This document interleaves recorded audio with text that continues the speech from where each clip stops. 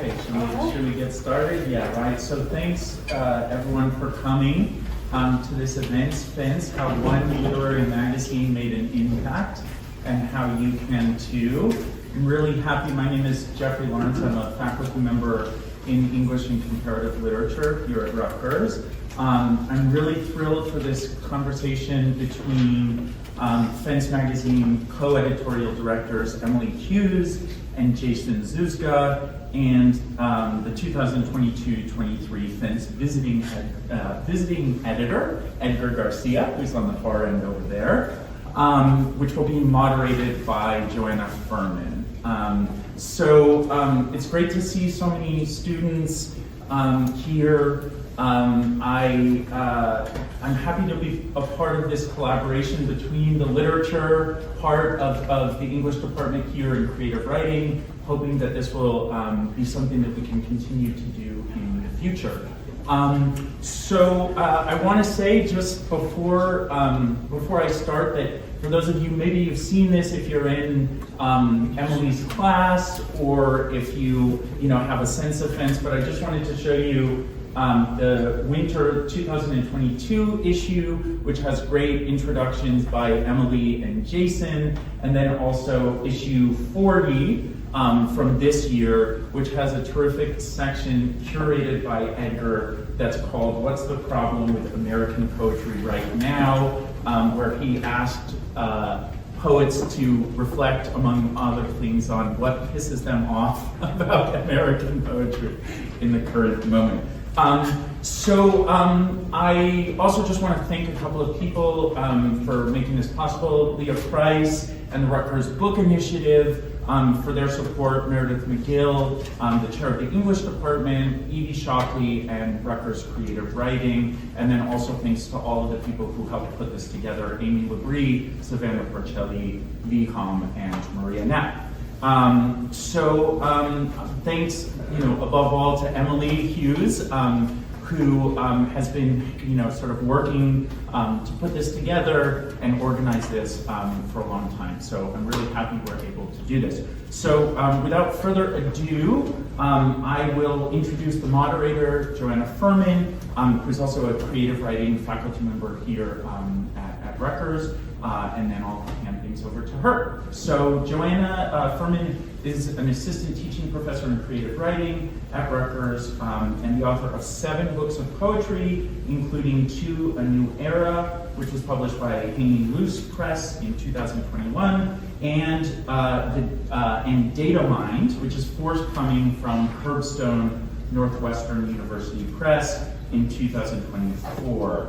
Her poems have appeared in Best American Poetry 2023, the Pushcart Prize Anthology, the Academy of American Poets Poem a Day, and the Slowdown podcast. She first published with Hanging Loose Press as a teenager and became a co-editor in 2022, and her poem Watching Trains appeared in the 3rd issue of Fence back in 1999. So I'll hand this over to Joanna. Was it like that in 2000? I'm not sure actually, but yeah. So and thank you, Jeff, for everything, all of your help too. So I'm going to read everyone's bio, but I just wanted to say it means a lot to me to be here because when I was a graduate student, that's when I first heard about Fence Magazine, and I was someone who was very interested in reading experimental poetry, but I was in Seattle, in the land where everyone was reading, there were people reading experimental poetry, but not in grad school necessarily. So I thought, when Fence came through the transom on the Buffalo, you probably don't know what a listserv is if you're young. But back in the day, instead of social media, people used to communicate through something called a listserv, which was just an email list, and there were people all over the world on this email list. And I remember I first heard about Fence through the Buffalo Poetics listserv. And I really liked the description. That was how I ended up sending my poems. And then I think my teacher Heather McHugh was in the first issue, which I didn't know when I first saw the description on the Buffalo listserv. But yeah, so that's my history with Fence. And then I, met Jason. I don't know what year, like 20 years ago. 2009. Yeah, and I don't know if I used to be in a reading group with Rebecca and Max, or the other. Oh, Yeah, so cool. back in like 99, 2000 when I moved to New York, probably also indirectly through the Bubble listserv, I was in this reading group where every month or so we'd meet and we'd read, different things. So, yeah. Okay, so I'll start reading bios. Starting over there, Edgar Garcia's collection of poems and anthropological essays, Skins of Columbus, A Dream Ethnography, was selected for the 2018 Fence Modern Poets Series Award. Other books include a scholarly monograph, Signs of the Americans, a Poetics of Photography, Hieroglyphs, and Kipo, University of Chicago Press, 2020, and a collection of essays, Emergency Reading, The Popol Vuh in a Time of Crisis, also University of Chicago Press, 2022. He is Associate Professor of English at the University of Chicago and works in the fields of Indigenous and Latinx studies, American literature, poetry, and poetics, and environmental criticism. Edgar grew up in California and now lives in Chicago.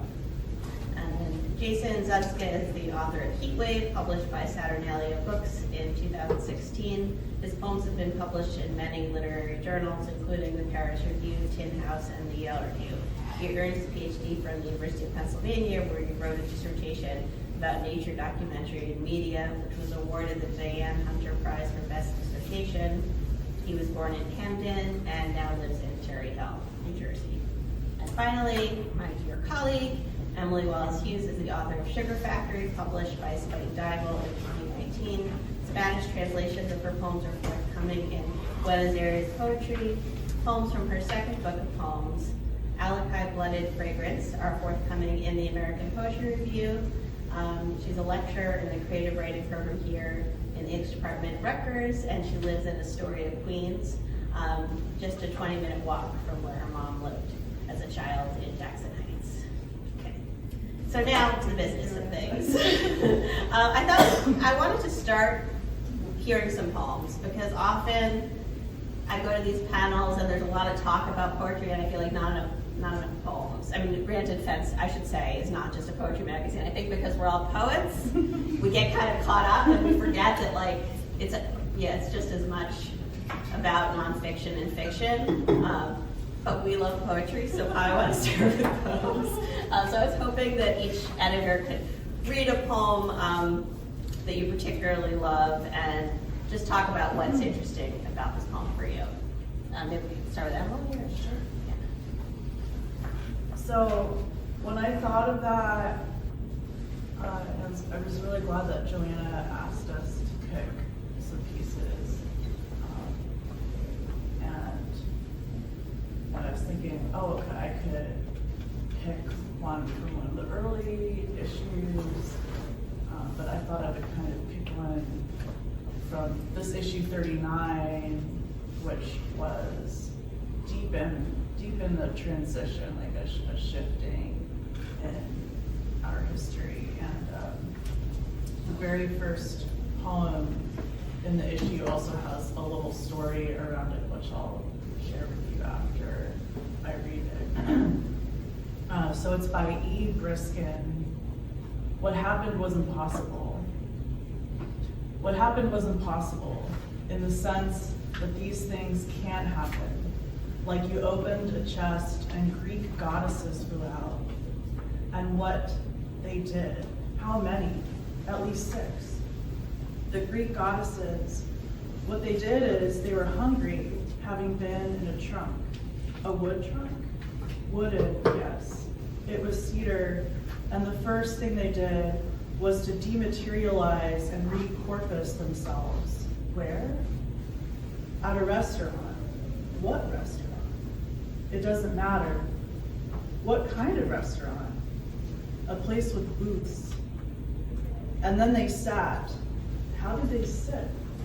Well, each goddess takes one whole booth. And the people, you mean the waitstaff? And the people who were in line, also the servers, they all got angry. Because everyone always wants. Because everybody always wants a booth? No. And the goddesses took all the booths and the servers, brought out the menus, and the menus, when they held them, they were glowing in the goddesses' hands. They were glowing, all 6 menus? Well, more like 12. 12 glowing menus?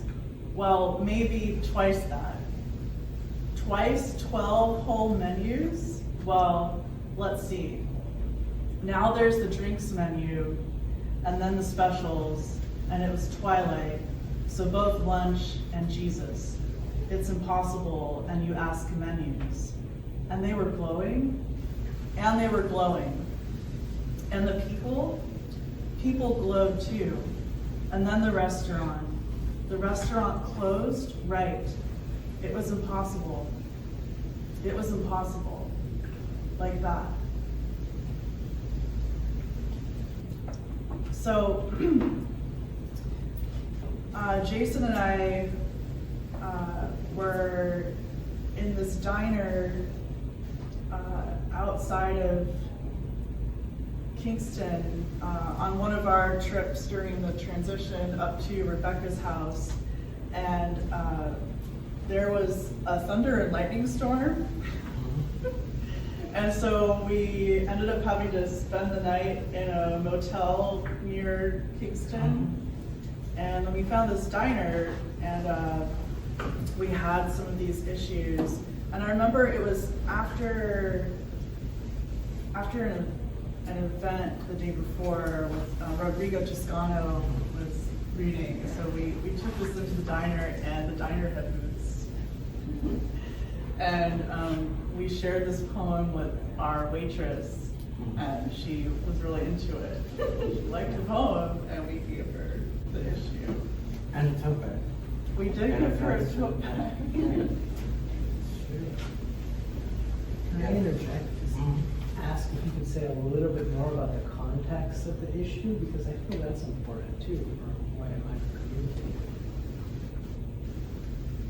Yeah, so Like the nurses.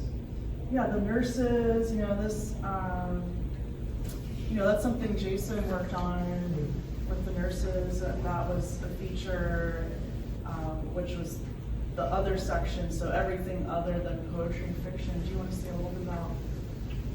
Sure, but you can, what's really interesting is this image on the cover.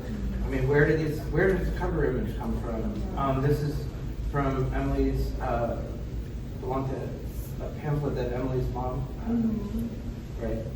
So you can talk about that one. That's right. I'm trying to remind myself. So, yes.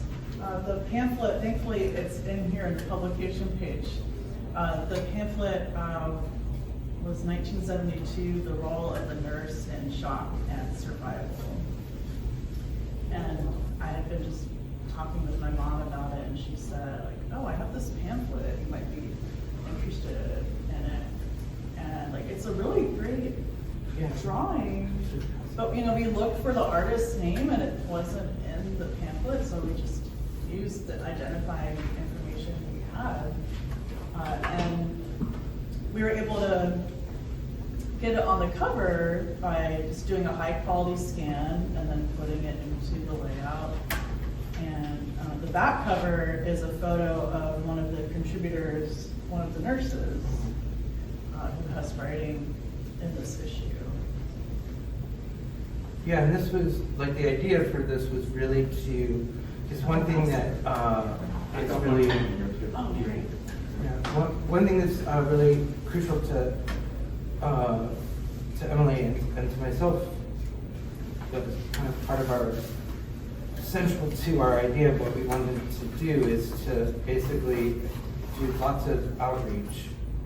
And so what we did is, I knew a nurse who was a writer who taught at University of Pennsylvania, where I did my PhD, and she issued a call through all of her networks. And eventually we got submissions from South America, from all over the country, from all different kinds of nurses. And it was really, it was kind of in the middle of COVID. And so it was really to kind of both honor the work that these people do, and also to because I don't know, how many of you would identify yourselves primarily as a writer? Would anybody? hands. Okay, great. Well, so And it's cool if you don't. it is cool if you don't, and that doesn't mean that, like, because these are full-time, all the nurses whose work is here in this issue, they are full-time working nurses. So they don't, they write, but they might not necessarily consider themselves primarily writers first, and then nursing is just something they do on the side. And, you know, a lot of them, especially during COVID, were just to find 5 minutes, you know, over the course of a week to do a little bit of writing was, you know, a massive kind of creative, heroic undertaking for them. And so this was also to kind of give them an opportunity to give their work to an audience of the other writers, the other kind of, because primarily Fence is read by writers. And our idea is to get also lots of readers who aren't necessarily first defined as writers, but who come from all different kinds of areas of expertise. Yeah. Oh, I want to say something about that though, because I think you could consider yourself a writer and also be a nurse full time. In fact, I have like a former student who went to Rutgers who's an amazing poet, and she got her MFA from Brooklyn College. I think after she got a degree in nursing, because she got into MFA programs, and then she decided that she just didn't want to be in the academy, so she deferred her MFA, and then got her MFA, and then became a nurse. She deferred her MFA, and then got her nursing degree, and then sort of went to grad school while she was a nurse. And she still, I think, primarily considers herself a poet, but she just wanted to be able to make a living. Yeah, there's a few writers in here who also have the both and. Right. And I don't mean that like, I didn't mean what I said to say that they don't consider themselves writers. Yeah. Because they all are writers, but I mean, it's more like to say to all of you that, like, there are certain kind of conventional paths that like, say if you write poetry, or maybe you do a poetry MFA and go through a certain path, but you know, I've always wanted to like run a writing program where you're required to like learn some other field of expertise, gain like a different vocabulary. Yeah, it's not an either or. Yeah, It's not an yeah. either or, and that's part of our vision and mission of Fence, to break out of cliques, camps, schools. And I think that could lead into what you want to read. Yeah, well, what I'm gonna read is, I'm gonna read two, and I didn't, so I'm also, like in 2006, the nonfiction editor left Fence, and I got asked to be the nonfiction editor, and I was very adamant that we officially call it other rather than nonfiction.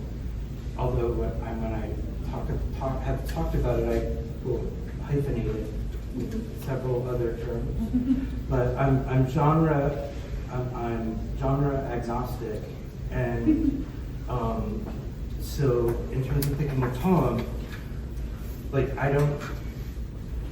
In terms of so one thing I wanted to read is a bit of just a paragraph from the first thing that I selected to get published in Fence in 2006 is a historical kind of overview of Hollywood during World War II. And when I read it, I just thought it was amazing. And the guy who wrote it primarily writes poetry.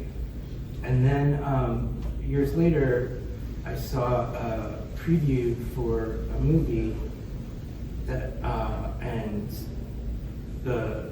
and I had met the screenwriter, his real name is Lonely Christopher, and I got in touch with him and published part of the film scripts here, and so other is not just say creative nonfiction or essays. It was really meant, like I was deciding whether to read like this a bunch of bread recipes from some guy who kept like a bread blog of making, it was also a book.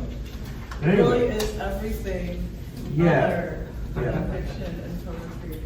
yeah, so, let's see, I'll just read you about, a little bit about, where did it put that? So other non-discriminatory sense, but in an all-encompassing And sense. it's all Yes. encompassing sense of, because nonfiction, I always feel, is a non-word. Like, it's, okay, it's not fiction. Yeah, then what is it? Then is it poetry? Like, we could just call poetry nonfiction, right? So, I wanted something that was not obviously fiction, or not obviously looks like a poem. But, And Jason has a great editor's note about that, which you can find in that, the history page of Pence. mhm. Yeah, and we'll talk more about other stuff. And I'm really, when we get to the, I'll read this part. I was gonna read about Marlene Dietrich, but this is about a different actor.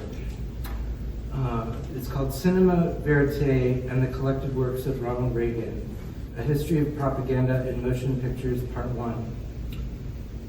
Cinema Verite, this is a quote, Cinema Verite means that we have wanted to eliminate fiction and get closer to real life. We know that we must only pose the problem of truth. It's by a French ethnographic documentarian named Jean Rache. The section is called Ravished Armenia. Aurora Mardiganian was 16 in 1917 when she fled the genocide in Armenia via Russia and sailed from Oslo to the United States in search of her one surviving brother.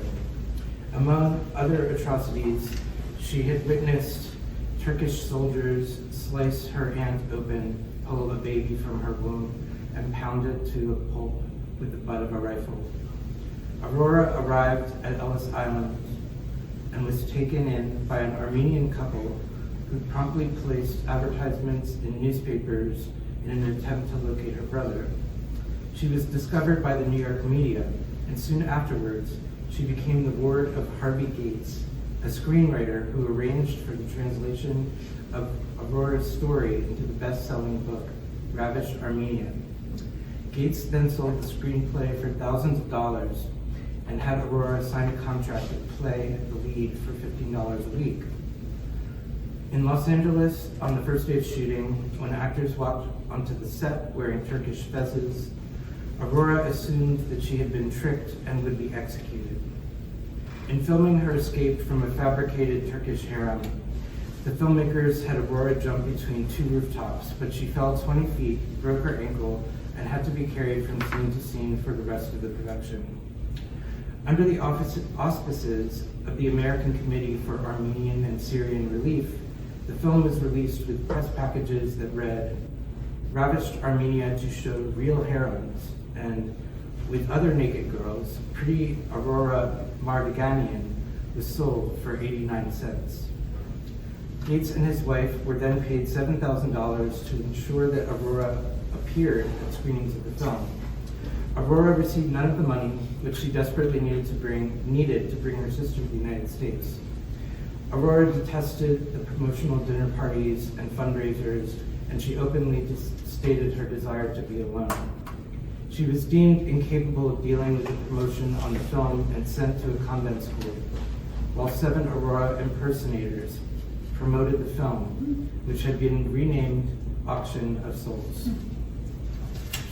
So I'm just going to read you like a tiny fragment from this script that's made. The script, when I saw the preview, they had only made the preview. So to search for This is funding. Lonely Christopher? Yeah, it says Lonely Christopher. Wait, where did I just put that?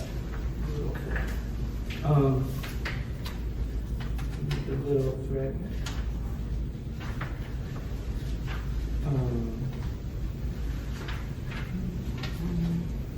Sorry. One minute.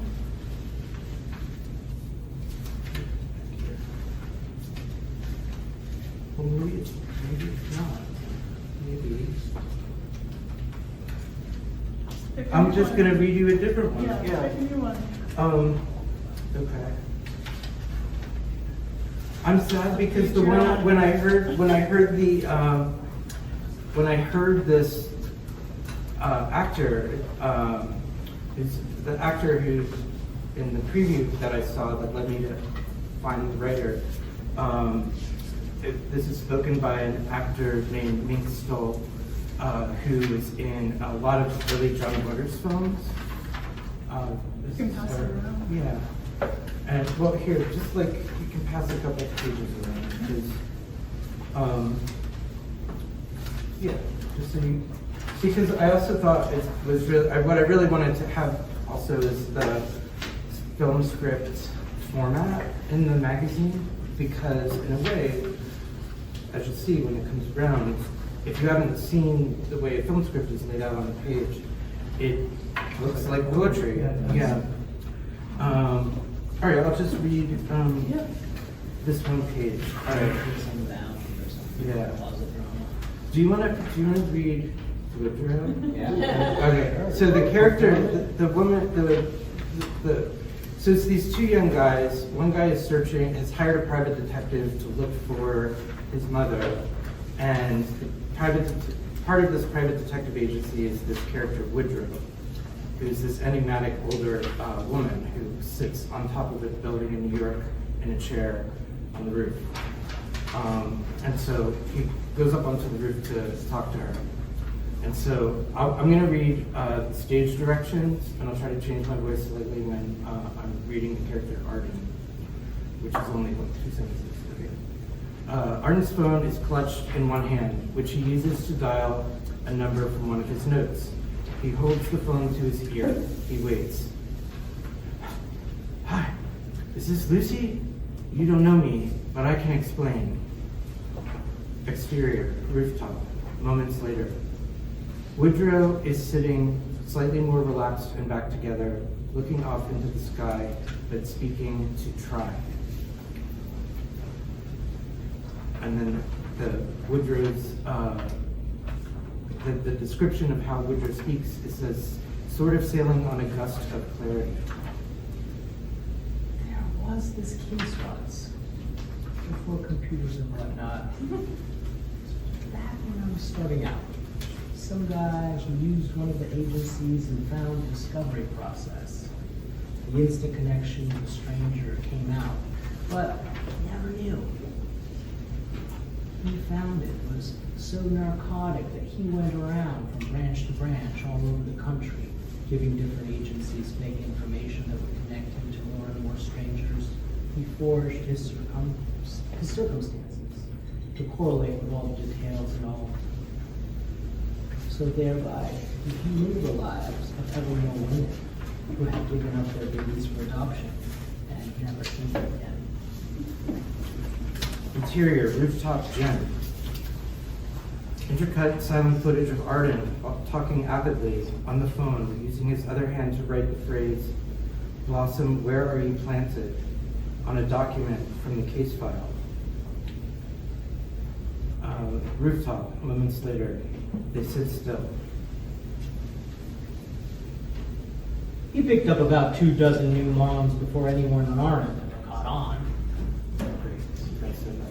That'll do.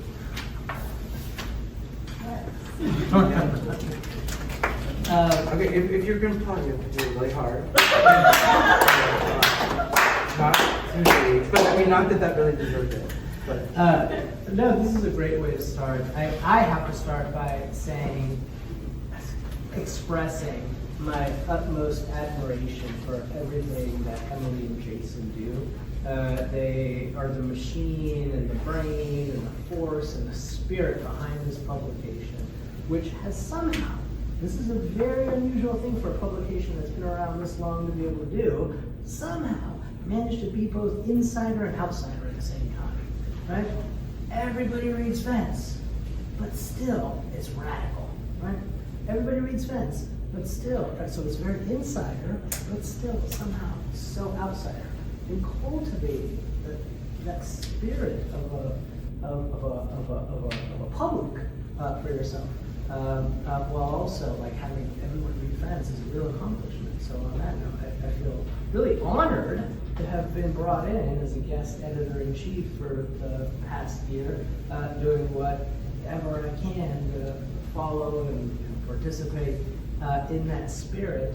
And so on that note, what I thought I would do when I came in, coming off of the issue on nursing, which I thought was really politically important, because so much of what gets published as poetry in the United States today comes from like one sector of the American population, which is academia, and that's not like where poetry lives primarily, and it gets borne out in any moment that you just like scratch a little bit at the surface and see what else is out there. So what I wanted to do was to follow up on that and really figure out, well, what's the problem, right? Why is that the case? That poetry seems so monosectoral, right? Like limited to one industry, while in spirit living everywhere, right? As an issue on nurses showed us. The poetry by nurses, about nursing, about the medical industrial complex, and about just like the fact of giving care to other people. Right? How much more implicated could that be in poetry? Walt Whitman, right? A nurse, right? A foundational American poet. Right now, we're doing emergency medical training. There's a crazy story, we've got a lot of backstory, but I'm doing this emergency medical training 2 nights a week, 6 to 9 p.m., Tuesdays and Thursdays, if I don't have enough in my life to do. But it was important for me because I saw a man die, and I felt so utterly helpless in trying to help him, other than being able to call 911, that it motivated me to figure out how I can help people in the world and in life. I've been doing this training, learning to stop the bleed, CPR, burns, mass casualty incidents, all that fun stuff, fentanyl overdose. Emily has done a lot of this training too, actually. There's a real intertwining between poetry and emergency treatment. And I think there's something there, actually, because I think there is. Because what I've learned is how, at the same time, the human body is so strong and so resilient, and also so fragile. It's so weak. And to me, that is a poem. So that's how I've come to think about the relationship between poetry and emergency workers, and why, in retrospect, it felt so important for me to follow up on the nursing issue with an issue that asks, what's the problem with American poetry right now? So I'm going to read just 2 short things that staged that, one thing that stages that problem, and another thing that kind of riffs on it and expands and elaborates and brings us back to New Jersey. Back to New Jersey. Back to New Jersey, the heart of all American emergencies, if you believe Bruce Springsteen. So the first thing I'll read is by Rodrigo Toscano, a friend of mine. And so what I did for this issue was I just reached out to all the people who were near me, like, people that I've been in conversation with, friends, yada yada, to ask them, what do you think the problem with American poetry right now is? We all understand there's something wrong, insofar as there's so much beefing on Twitter, right? There's so much beefing on Twitter, like there's gotta be some articulation of the problem, right? The problem with that kind of problem is that there's never an articulation of the problem, right? Like it's just like blah, blah, blah, blah, blah, without anyone ever setting down to say, well, this is what I think. This is, my perspective. It's, these 120 character, like little sword fights. And I wanted a more staged confrontation or polemic or positionality. So I just asked the people around me, to be sure, clear. A lot of people said no, I won't do it, or I can't do it, I'm too busy, yada, yada, yada. But the people that did it, I think really stepped up to the question, to the problem, and produced an excellent mix of essays, poetry and like other writing. So I'm just going to read the first paragraph from Rodrigo Toscano's response to my question, what's the problem with American poetry, Rodrigo? And his essay was titled Six Problematics in Contemporary American Poetry. The first one just basically re-articulates what I've been saying. It's titled Monosectoral Poetic Myopia, right? Short-sightedness. If we were to put together a pie chart graph indicating the percentage of economic sectors given expression in poetic journals, presses, conferences, prize dispensations, there would be very scant representation from, say, the service industry or manufacturing, home care, construction, retail, warehousing, etc., including many informal sectors. Instead, we'd see a yawning overrepresentation from one single industry. Of the 64 sectors listed by the Bureau of Labor Statistics, Rodrigo Toscano is not an academic, he works for the Labor Institute. No links. That one single industry being higher education. A crucially consequential sector, to be sure. We all need to learn shit, right? And a literary majoritarian one for reason of its central role in knowledge production. I think that's a real problem. It's a generative problem, but it's a problem nonetheless, right? It didn't always used to be this way, right? Most of the poets that we read in our poetry anthologies were not academics. The Beats, for instance, right? Think about all the jobs the Beats had, nurses, longshoremen, like train workers, yada yada, this and that, right? Like there was, like they other lives lived. They lived in otherness with regard to poetry. And I think that that is an interesting problem to think with. And so, in talking to Rodrigo, that's kind of how I staged this forum, this discussion. To be sure, the university is an excellent resource and tool for learning contexts and the content and the concepts of the lives in which we move through every day, but it needn't be the end-all be-all of poetry production. And one excellent example of this is another dear friend of mine, the second poet that I'll read today from the same forum, Ed Roberson, African-American poet, lives in Chicago, was deeply involved in the Black arts movement, not an academic, and it's just like like there would be no Nate Mackey without Ed Roberson. There'd be no Fred Moten without Ed Roberson.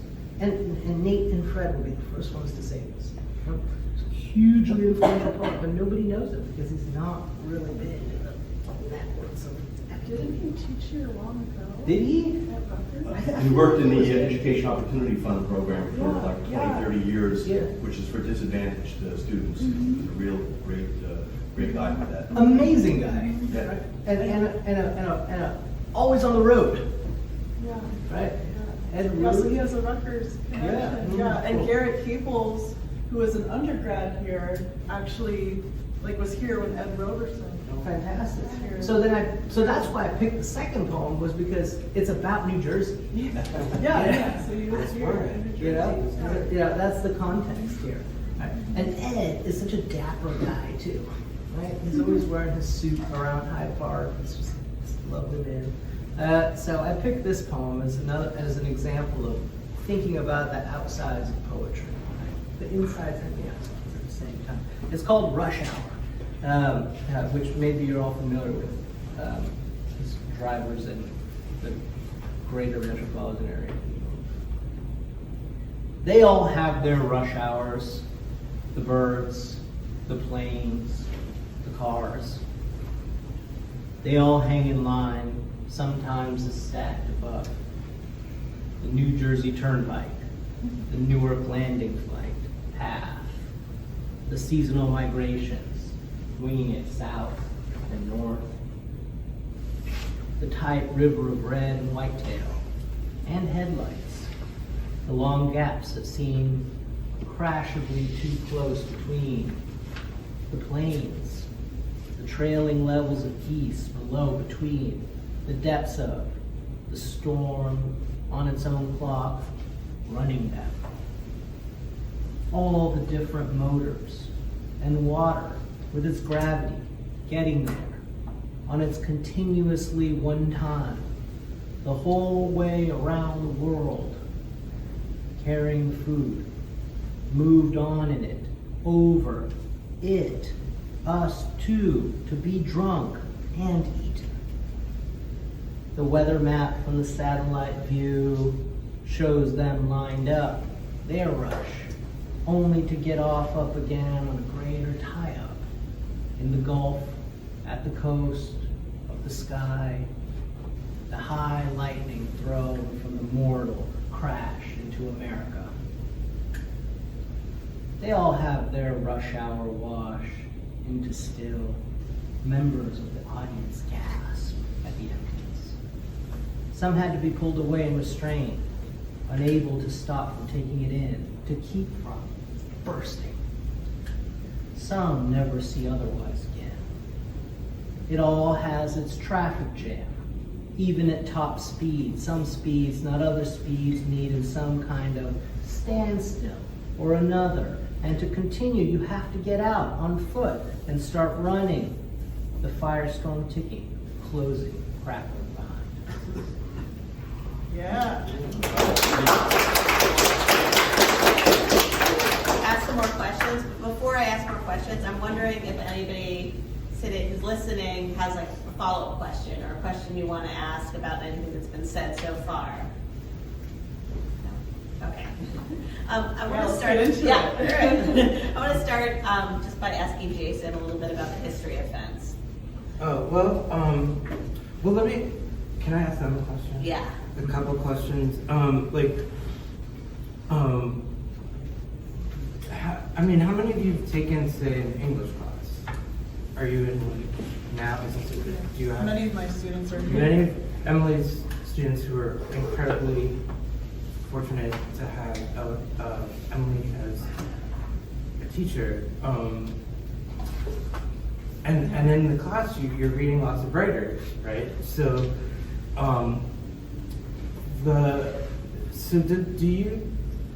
have you ever held in your hand something that would be called like a literary magazine or literary journal? Like, is this something that or is this like an obscure bit of fishing gear that you've never come across? Like, are literary journals, literary magazines, something that you pick up and read? Like, so can you tell me a little about that? Yeah, go ahead. Yeah, I read some, mostly like online. Okay. I have like physical copies, but a lecture at Vince recommended reading is one that I heard a lot of. Mm-hmm. There's one called the Candy Review. That's like just one person and it's like one story a week and then an interview with the author. Right. That I really enjoyed.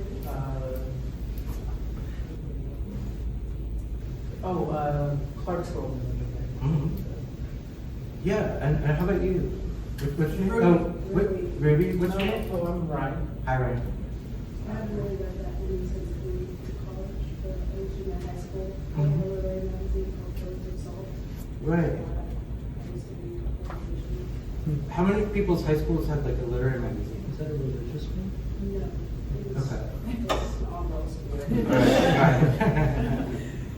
Well, I mean, in a way, one thing that a literary journal or a literary magazine is it's a place where writers can publish their work that isn't the same as publishing a book, right? So it's basically if there are two there are many more now today than there were in 1998 when Fence was founded.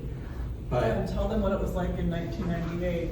well, back in the Yeah. day, way back when. They want to know the origins. Right, of it. so on Yeah. horseback, like on our horse and carriage, we used our quill pens to,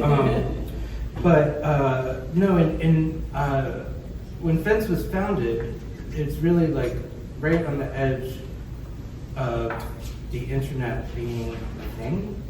It's really at the beginning. It's at a time where not everybody had email, and certainly there were no cell phones, and there were nothing like apps, and so in a way, that kind of spread of the media and all sorts of places for things to appear. I mean, you had really cable TV, the movie theater, and the mall, right? And the mall was like was an architectural internet because every mall really had the same stores and the same ambiance and same air conditioning. So. And what were the divides like? Right. Yes. I will. Poetry? Yes. So basically, like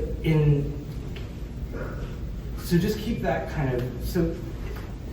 It's not like more people read literary journals then either, but they have like a key role culturally, which is that, so what was the situation at the time FENS came into being, is that they were basically like, I went to college at Brown, and the creative writing faculty there was very, very radical and experimental, and felt that to be kind of straightforward and narrative in poetry was a kind of like commercialization. It was like being, so they felt like politically to resist capitalism, in a sense, they had to write ways that challenged people's expectations of what language might do. And then so I was there, and so we only kind of read one group of writers.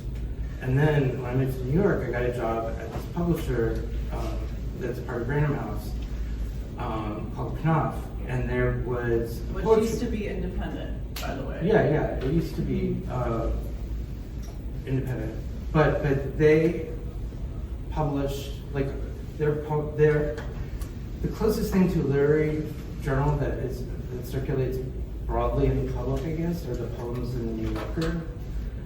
This is before the internet, and so where I was working, those poets were kind of disgusted by the experimental poets. These are the poets who were writing like really warm, things that you could just sink into easily. And those two groups were in like, it's hard to explain like So if you were looking to be published, Yeah. there were only like two options really. Right. You were either trying to publish in mainstream magazines like the New Yorker, or I don't know if that's exactly true, not in only, but there were, Right, like, but- generally, It you felt- know. Right, this Yeah. is a broad generalization Yeah. for the youth, For the because kids, yeah. to break it down further. I think that's would be a true, long but I would time. say that it felt like that, even if it wasn't literally like that. Right. If you were a writer, it felt like you had to choose a camp. You had to Yes. be quote unquote a mainstream poet or an experimental poet. And before our generation, there was another divide, right? Like there was the poets who were influenced by the Don Allen anthology, the New American Poets, which then later kind of morphed into even more experimental work. And then there were poets who were influenced by the other anthology, which wasn't Don Allen, what was it, like Donald Hall's anthology or some other anthology.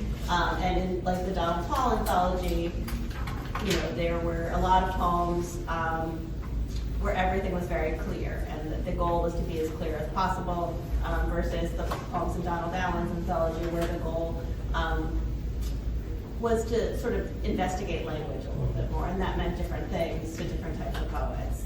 And what it meant to investigate language also changed, as time went on, because then, there were language poets who would come after New Americans, and after the Don Allen anthology, there were these other anthologies in the 80s, like the Murrow anthology, which was maybe even more kind of a certain kind of poem, like every poem in an anthology in the 80s. There were a lot of anthologies in the 80s like this. It would be like a speaker in a situation having an epiphany, and then, you know, the poem ends. So it would just be like poem after poem, you know, different people writing the same poems.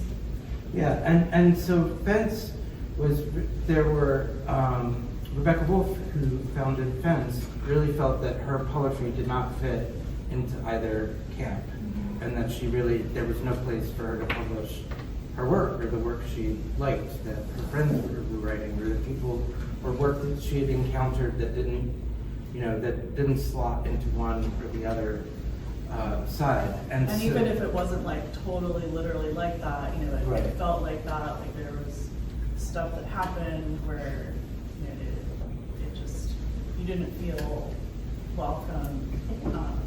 yeah, Edgar wants to say something. Oh, okay. Well, I had a question, a kind of follow-up to open the conversation up a little further. What's the point of publishing a literary magazine? Right. What's the point of reading a literary magazine, in your opinion, rather than waiting for the book, or, you know, or waiting for the anthology, right? Which is another kind of book, right? On the far other side of the literary publishing matrix. Like, what good does, in your opinion, and I know you must have an opinion about this, I you know, can does answer that does too, does yes. the literary publication, the journal, have that the book doesn't have?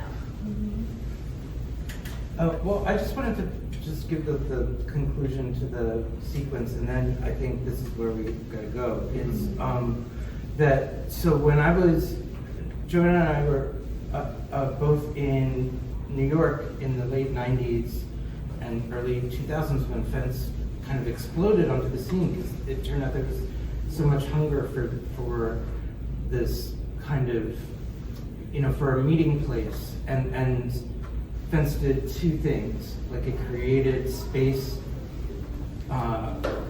literally physically, because they had lots of events and parties, like dance parties and other things, in order, and people from both, you know, it was non-denominational. Like, everybody was invited to these. And one of those sheets where that has the QR code, the history of Fence, Yeah. you can use your phones to go there and scroll down, and there's lots of resources like Right. all about that.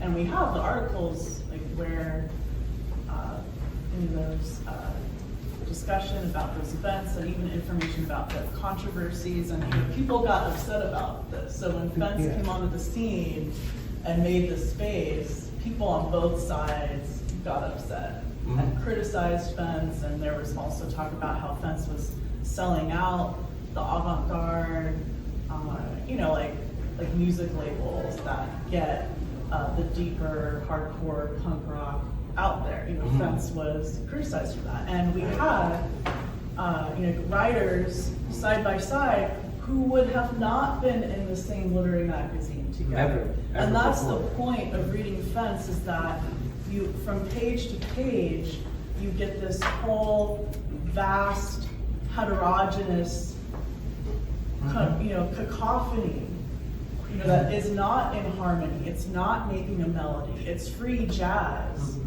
you know, like free jazz happening. It's improvisational, and I purposely don't make like a super micromanaged, controlled order of the magazine. It's meant to feel the opposite of the way your feeds feel in Instagram or Twitter. You know, I do not like every piece that's in Fence, and if I did, that would be a problem. That would be a real problem. It's not about one aesthetic.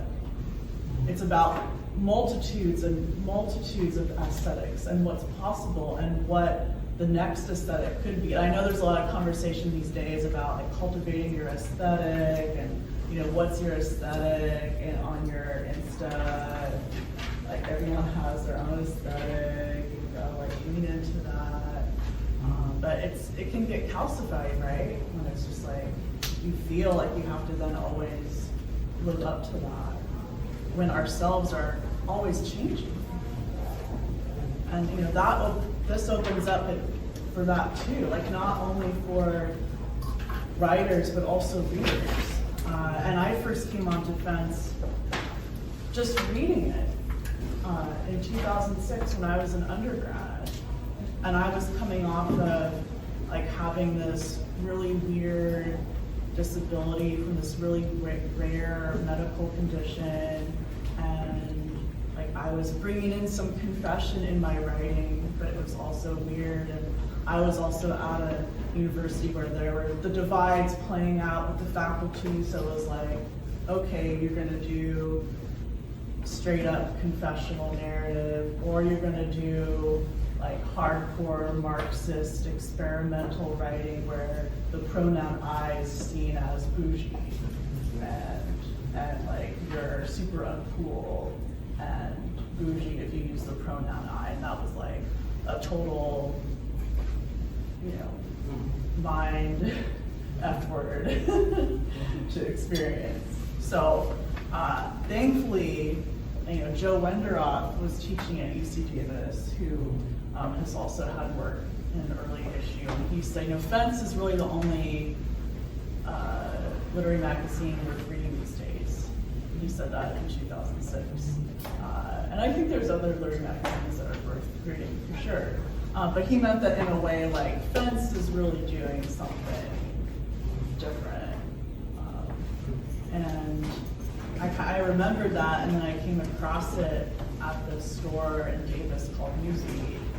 And I remember just standing there, sitting with it, reading it, and feeling like I had found friends, like other weirdos and like other writers who were, you know, just doing something that didn't quite fit here or there. And I think one thing that struck me, this is very important for the infrastructure of Fence, if you all want to understand what's significant and different about this publication, is the intense and serious autonomy given to all the section editors. So what does that mean, to break it down? Typically, a literary magazine is run by like a chief, right? Who oversees and makes all the basic decisions, right? And then kind of goes in and says what people can pick and what kinds of things they can pick and controls the journal in a very deep way. And I can sit here and name names of magazines that do that, journals that do that. Not gonna do that, not here to, you know, scandalize. Fence does not do that. Right? As you're saying, Emily, you give a lot of autonomy to section editors, right? Poetry editors get to pick what they think the poems should be in the issue. Fiction, other nonfiction, and you back off. And it may be the case that means that you don't like some of the stuff. And I shouldn't like all Yeah, of exactly. that. Right. Yeah. But that's a Yeah, good none of us thing. should like, you know, like in terms of, oh, this is similar to my aesthetic. Yeah. Or, And that's a really unique thing, I think. I think that what you were asking about the basic questions of what is this thing? Like, what does it do? And I mean, first thing that came to mind is like a scientific conference, because I think of everything in terms of through science for some reason. But it's like a place where people can kind of, like, maybe a good thing that would be helpful is that stuff that is published in a magazine, a journal, is not necessary, may go through revisions before it's published in a book. Like, so. And we also care about editing, you know, and giving edits and that care. Right, but and the like what it allows like one other thing is that usually if you submit something to a magazine, it's going to be published much faster than if you're submitting a book manuscript. So there are a lot of kind of material ways that it functions as a kind of performance space, like a kind of, yeah, or like The sandbox. yeah, totally, like and a place like where you can try things out, you know, see what happens. And it feels like an experiment in itself, like art making in itself, and like, you know, feeling it out. I have more questions, but I want to, before I want to see if anybody else sitting out right there. Yeah, some people just have class. Oh, we could just. Thank you so much. Like 15 or 20 Okay, minutes. yeah. But I just want to know if other people have questions before I ask more of my questions. So I just want to make sure that nobody like loses the chance to ask questions. All right, I wanted to ask you. Oh wait, we will. I'll wait. I'm just getting a little sorry. I'm a So, so all of you are poets in addition to being editors, and I guess maybe you write other things, but or writers in addition to being editors. I just wanted to ask how being an editor has changed your writing process, or changed how you think about your own work, or writing in general. Yeah, I can start with that. So, you know, it's very interconnected, and I feel like being an editor helps me look at my own tones with an editorial eye, and you know, and editing other writers' work, and it sharpens the editing of my own work. So it sharpens my eye all around, and like I really enjoyed reading and thinking of how to edit just, you know, a wide variety of work, you know, and then, you know, it also brings me to read so much. So my, you know, my reading practice is so much of editing and so much of writing my own poetry. So it helps, you know, get that reading, you know, re-energized again and again and again, and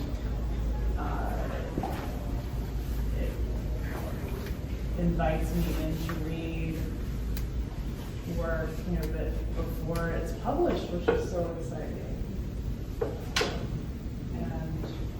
And then also as a poet myself, you know, I'm also able to talk with people like as writer to writer, you know.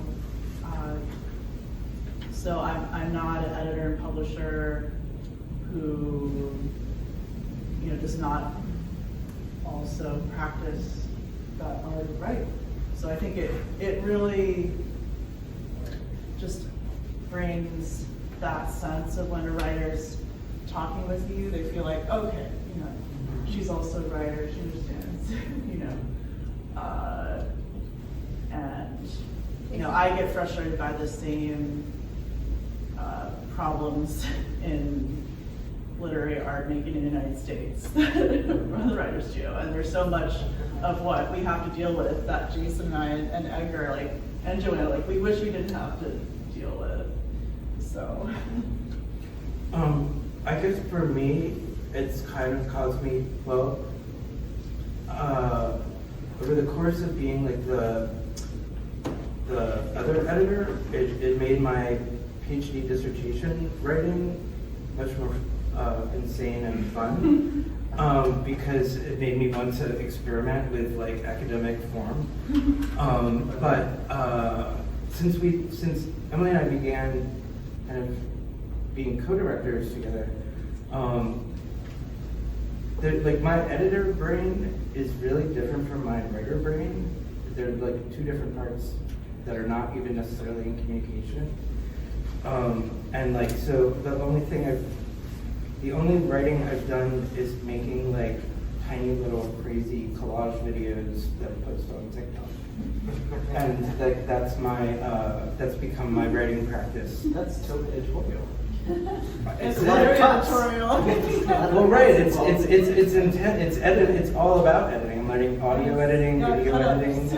Yeah, video editing, sound editing, and I mean that's the word editing.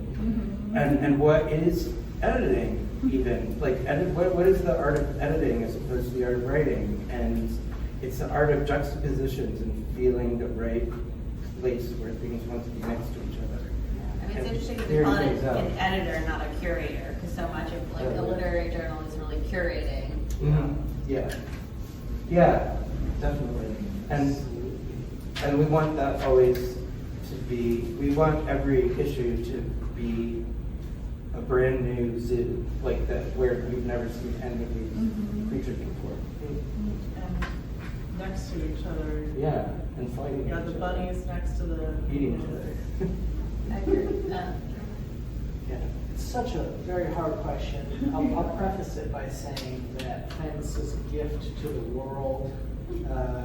And if you publish in fence, people will know you basically immediately because people read fence. And that is a real amazing thing.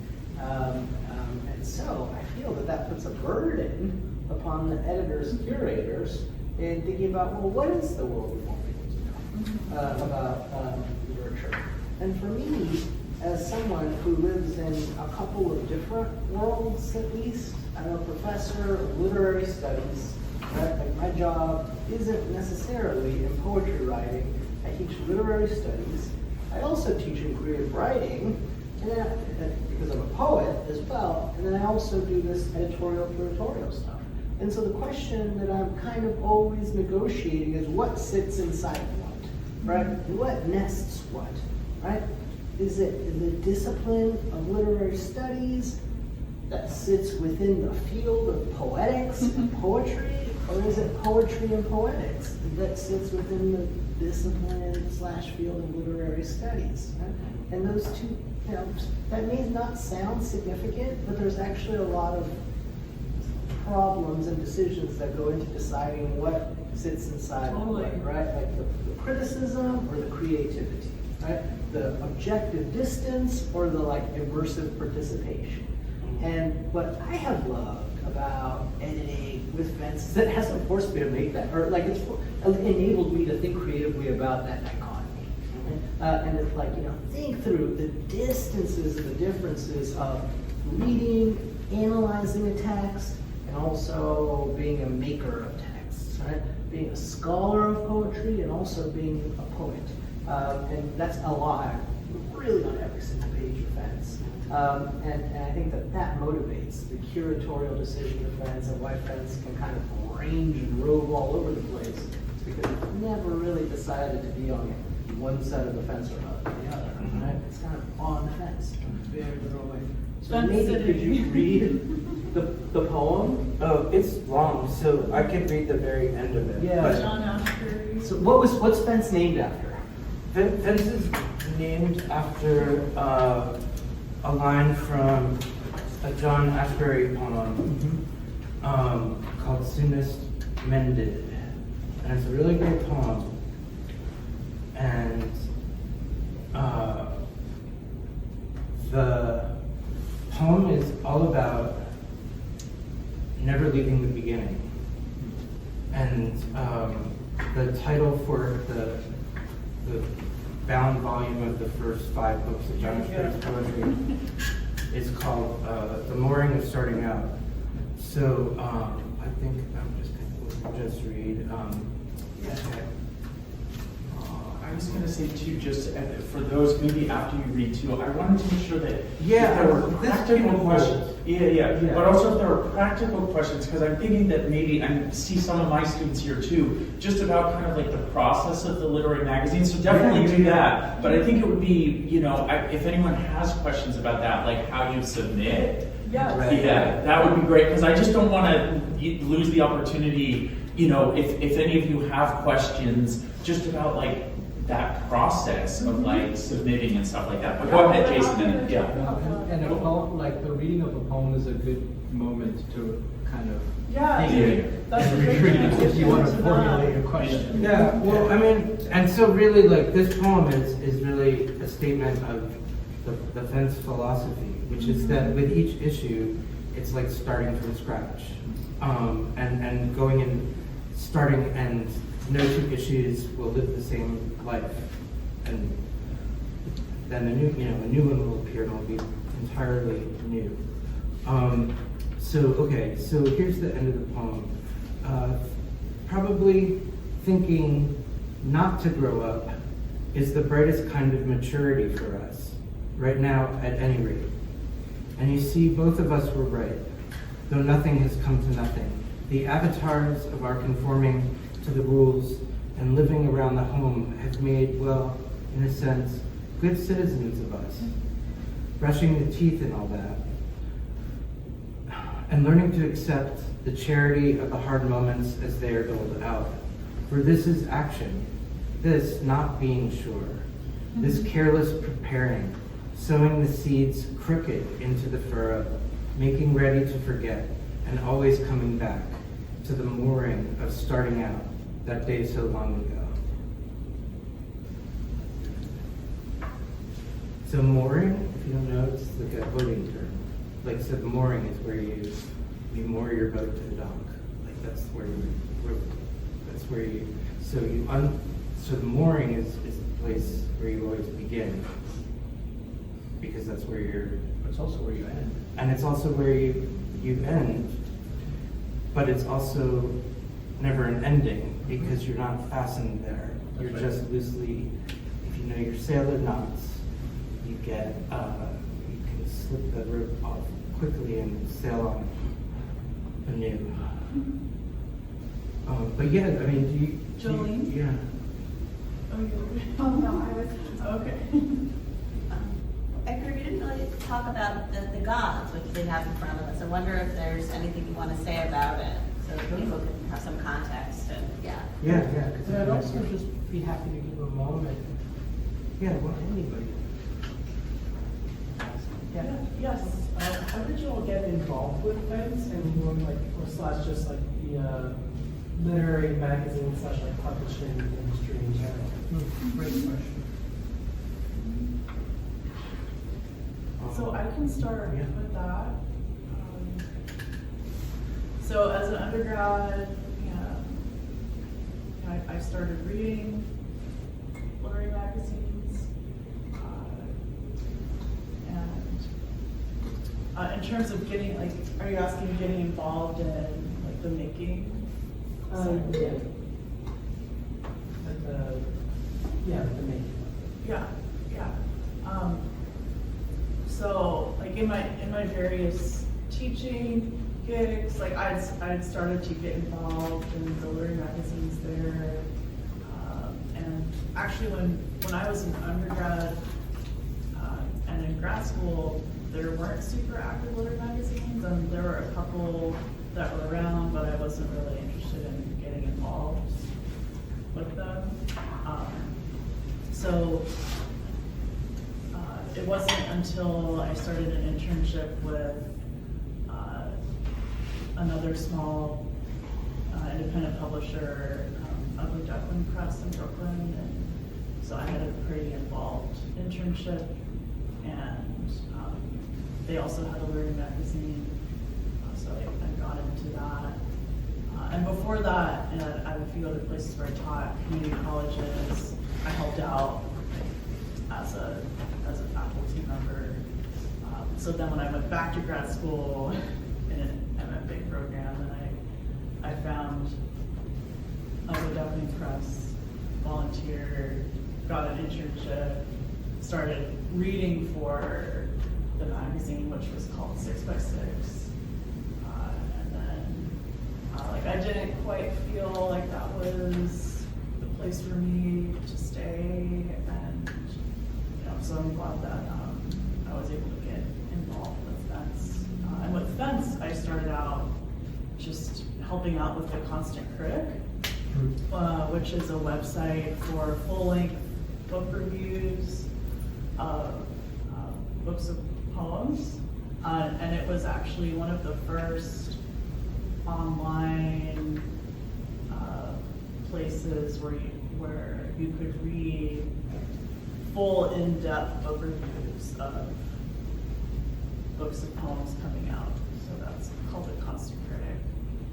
And then I just got involved more. So with FEDS, like when I got involved, I was kind of like just a volunteer intern, not quite an intern, since I had been like an assistant editor, all volunteer.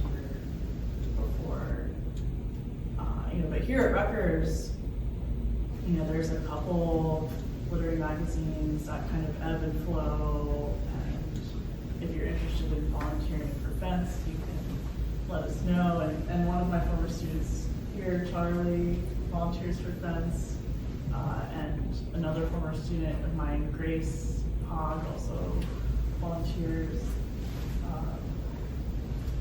So I can bring that to you guys. Yeah. I think I remember. I think in 4th grade I made like a magazine called it was like a Pac-Man and like arcade game magazine where I made these comics and wrote stuff, and I made like 20 of them. They were all identical, but I made them all by hand, and then everyone would come and they would give me like a nickel, and or I didn't, or I would just give them.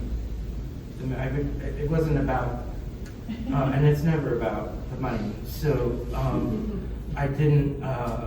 If we're talking back that far, I just said a also, nickel because it sounds less pathetic. Old-timey. I was also Yeah, the old-timey. editor of my school newspaper. A nickel or a elementary buck? school. So there's like Yeah. school newspaper yearbook connections. I was also on yearbook. So there's that too.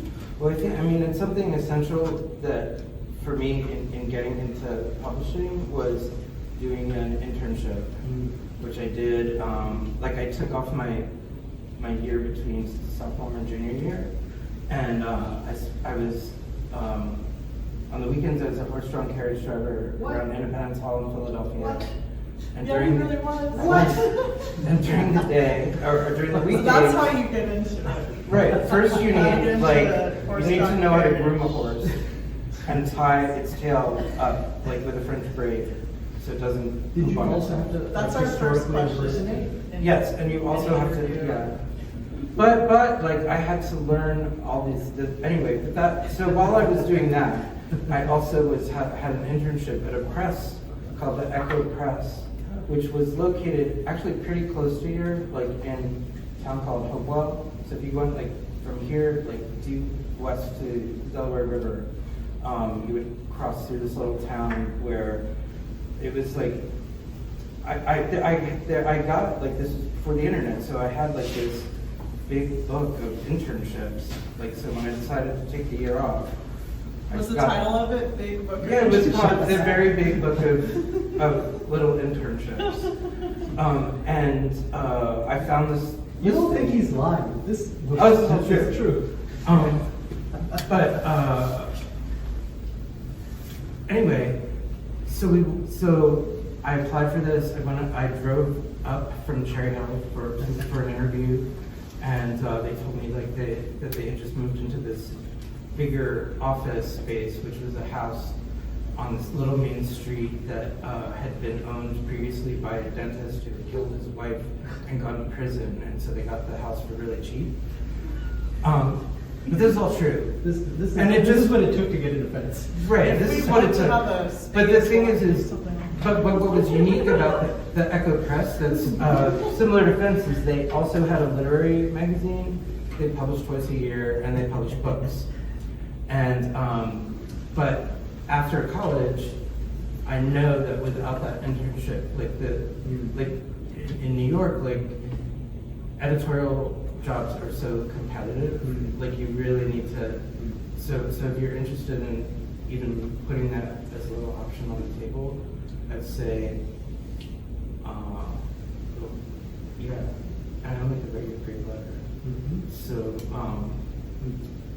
but the internships are also fun because you can do whatever you do what you're gonna do, but you also, as an intern, I got to go through submissions and found something that got published, and but then you're gonna leave, right? So it's not you can kind of misbehave and be friends and be the kind of fool of the court.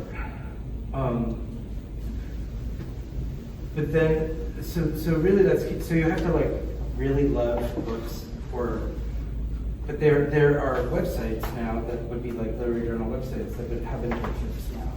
Well, how did you get involved with Fence? How did I get involved with Fence? Well, it's too long of a story. I don't want to say it. I got involved with Fence because I knew it was through friends, connections. Like eventually I met, like there was a party where a friend introduced me to a woman, Kellen Crumpacker, who was an editor, who's now on our board of directors. And she basically invited you, right? Yeah. And she, but. And Jason also had poems published in Fence. Yeah, like Fence was Years my dream before. place to be published. Yeah. Yeah, so, and I just kept submitting stuff, like kind of relentlessly. So a few of our, current editors, like poetry editors, fiction editors, have had work published in the magazine, and we got to know their work deeply, and then later decided to ask them to be an editor. And another thing that sets Fence apart from some literary magazines is that in terms of unsolicited submissions, the editors themselves and ourselves read all of those unsolicited submissions. You should explain. And I'll explain that. And Jason and myself also read as poetry editors. So unsolicited submission, that term means that you weren't invited to send work in to be considered. So it's like a cold call or a cold email or like an interview per se. And a solicited submission means you were invited to send in work. And it doesn't mean that it will be accepted. I mean, you have a much better chance. And at Fence, we really value the unsolicited submissions and seeing what we can find. And there's some literary magazines, I won't name names, where submitting work, putting in that $3 or $5 reading fee, that's just it's not Good money, get for bad. read. Or someone will just glance at it. And in terms of the folks who read it, the people who are reading it are published writers. They have books published. So in terms of what we involve interns and volunteers in, it's actually not reading for the magazine. So there's a lot of other stuff that interns are involved in. And it would be if they someday become an editor that then they would read with the magazine. So, folks like Charles Val and Tanya Foster and Soham Patel, who have multiple books out, and that helps folks find, that work that really gets at what's possible in writing. That may feel a little off in some way, or taking those risks. And it's just that practiced eye.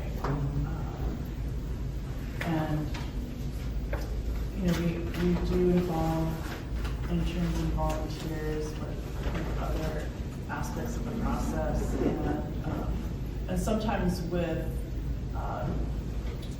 reading for our books that we publish, we involve interns who have had a good amount of experience. So in terms of internships and volunteers, you learn everything that Fence is about, reading it, help out with publicity, working closely with myself or Jason, like getting events into bookstores, libraries, like proofreading, social media, and like thinking of like projects to get involved in,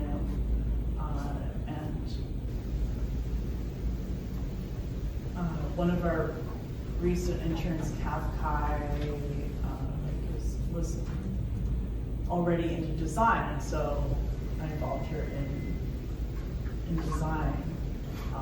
So in terms of volunteers, like we really individualize it too. So we don't have like a standard, here's your daily schedule and everything you gotta do. Like it's very flexible. And we're very aware, that people are volunteering. So it's just like very, like go with the flow. And yeah. Is that a good place to end? I think we should probably, we have time to. Yeah, so We people can can mingle, ask yeah. questions Snacks, drinks. while they're drinking Diet Coke or, have some cookies. So I think we will end Yeah, here, if you but I have more just wanna questions, we can just Thank drop you. as we're. Yeah, I want to thank you all for, Thank you, being on the Joanna. panel and being amazing. Thank you.